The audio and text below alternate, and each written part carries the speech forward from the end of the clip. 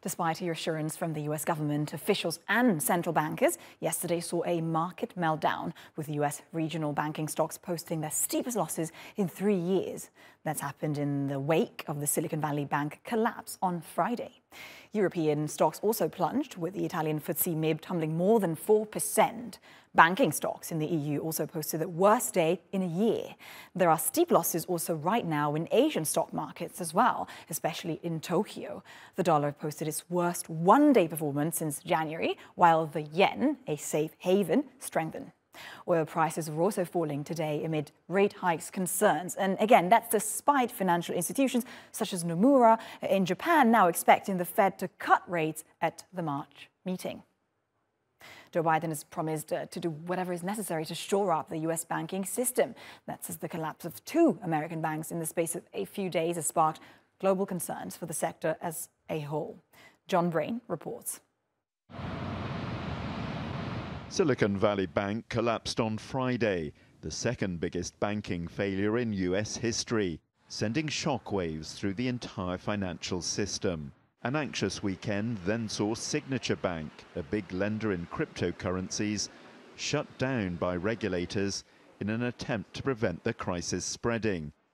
So the US president's first task on Monday morning was to reassure the public that the situation was under control. Today, thanks to the quick action of my administration over the past few days, Americans can have confidence that the banking system is safe. Your deposits will be there when you need them. Small businesses across the country, the deposit accounts at these banks, can breathe easier knowing they'll be able to pay their workers and pay their bills. But while customers will be protected, there will be losers. Investors in the failed banks will not be protected and stand to lose their money. Managers of the 2 banks will be fired, and Congress will be asked to approve tougher regulations for the banking sector as a whole. SVB invested heavily in US government bonds. Recent interest rate rises have seen a drop in the bond's value. When it became clear the bank was short of capital, customers rushed to withdraw their money, precipitating the crisis.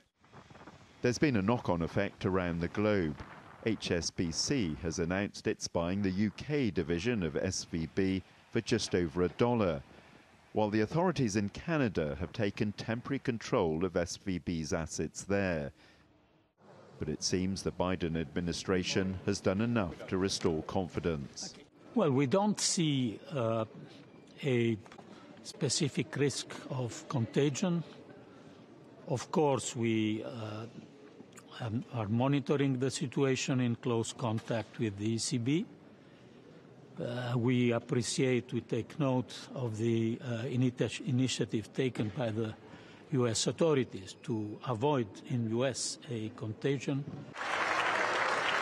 A group representing Irish companies opened the New York Stock Exchange on Monday, their exuberance masking the early falls on Wall Street. But the immediate crisis appears to have been contained, and fears of a repeat of the 2008 financial meltdown, for now at least, allayed. John Brain, TRT World, Washington. To try and understand more on this now, let's go to Susanna Streeter in Bristol in the UK. She is head of money and markets at Hargreaves Lansdown. Susanna, thank you very much for joining us this morning. So despite everything that we've seen, I mean, US officials and central bankers really trying to do whatever they can to support depositors, but also investors, we've seen a market meltdown yesterday, potentially today as well. Why the contagion fear? Well, worries are rising about a fresh run on bank deposits in the US, despite all the assurances we've had from President Joe Biden, because what you saw is those customers lining up at First Republic Bank, for example, to draw out their money. And also shareholders have lost confidence. And so that's why you saw the shares drop really dramatically by more than 60% yesterday. And other smaller regional lenders also saw their share prices plummet. Now, part of this is because of worries about just how exposed they may be, how robust their business models actually are. Because actually, during the Trump administration, some of the Dodd-Frank rules were dismantled, meaning that these smaller regional banks didn't have to undergo such rigorous stress tests as the larger banks do.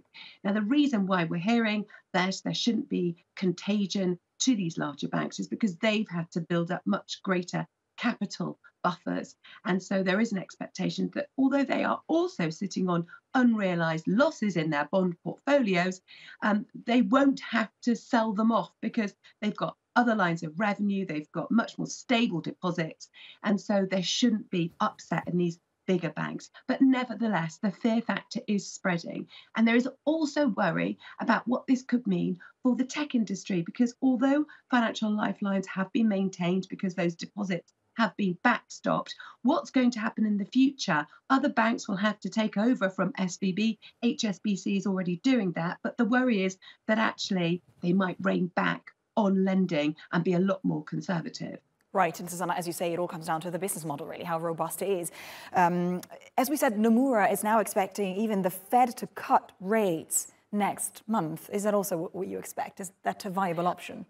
I think it's much more likely that they will press pause on rate hikes rather than cut rates at this time. The market really is wavering, and there are lots of different voices coming through. Some believe that actually the Fed might still opt for a 0.25% rise because Jerome Powell won't want to lose face completely in what he was saying just last week about the need to stay on top of inflation with further rate rises. But of course, the situation is moving very quickly. And the worry is that if banks do stop lending in the way that they have and become a lot more conservative, that could impact the wider economy. And then that could lead to a deeper downturn. So that is the big worry right now. And that is why we're seeing these expectations for the Fed change so dramatically in just a couple of hours. So I think it's more likely that they'll press pause on rate hikes next week rather than a cut. Right, and we'll keep a close eye on that. Susanna Streeter, thank you very much for your analysis today. And that is all from Business for now.